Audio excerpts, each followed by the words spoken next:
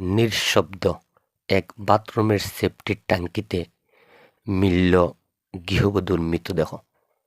নাম তার মারুফা।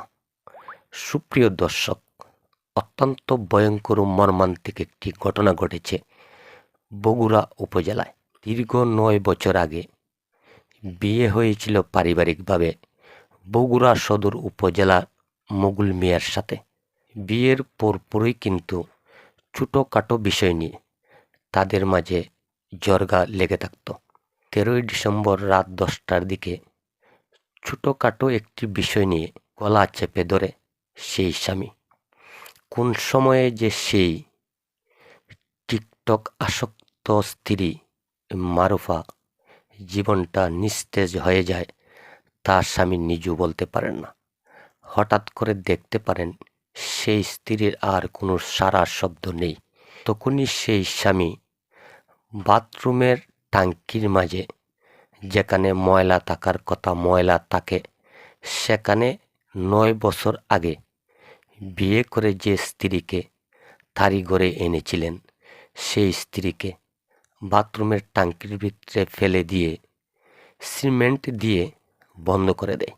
তার পরবর্তীতে সেই অপরাধকারী স্বামী নিজেকে আড়াল করার জন্য থানায় গিয়ে একটি মামলা দায়ের করেন।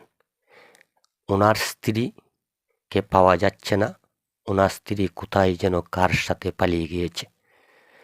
থানায় মামলা করার পরে আসলে সুপ্রিয় দর্শক, পাপ কোনোদিন ঢাকা থাকে না।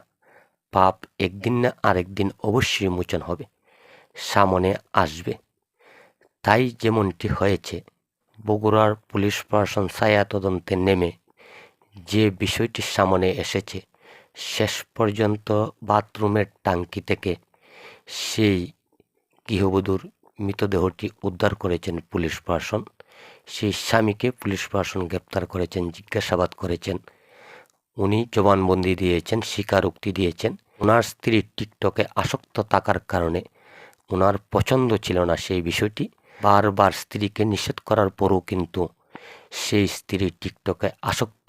মাত্র 1 মিনিটের একটি ভিডিও, 2 মিনিটের একটি ভিডিও তাকে অনেক আনন্দ দিত এবং আনন্দ পেতেন, যার কারণে সেই আনন্দের বলি হতে হলো স্বামীর হাতে সেই গৃহবধূ মারুফা। উনি স্বীকারোক্তি দিয়েছেন, উনি পুলিশ হেফাজতে রয়েছেন। অবশ্যই তাকে আইনের আওতায় শাস্তি নিশ্চিত করা হবে। দীর্ঘ 9 বছর আগে যে মেয়েটি বুক ভরা স্বপ্ন নিয়ে স্বামীর সংসারে এসেছিলেন, সুখে শান্তিতে থাকবেন, দিন কাটাবেন এবং স্বামীর ভালোবাসা নিয়ে বেঁচে থাকবেন, কিন্তু তা যেন আর হলো না সেই মারুফার জীবনে। টিকটক করতেন এমন একটি ছোটোখাটো অপরাধের জন্য একটা মানুষকে ওইভাবে পৃথিবী থেকে একেবারে বিদায় করে দেওয়াটা কতটুকু যুক্তিযুক্ত আসলে আমার জানা নেই। ওই অপরাধের শাস্তি কিন্তু তাকে শাশ্বত করে মেরে ফেলা নয়। ওনার সাথে যা হয়েছে সম্পূর্ণ অন্যায় করেছেন তারই স্বামী মকবুল মিয়া। তাই সুপ্রিয় দর্শক, আপনাদের মূল্যবান মতামতটি অবশ্যই কমেন্ট বক্সের মাধ্যমে জানাবেন। সেই স্বামী মকবুল মিয়ার কী শাস্তি আপনারা দাবি করেন?